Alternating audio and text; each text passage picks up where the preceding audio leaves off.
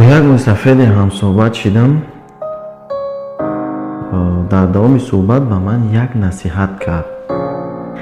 گفت که پسرم اگر خواهی که دایم جوان بمانی، درد دلت را با همون نفر بگو که دوستش میداری و دوستت میدارم.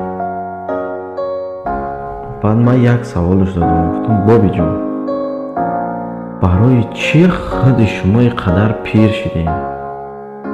در جواب بدونین چی گفت؟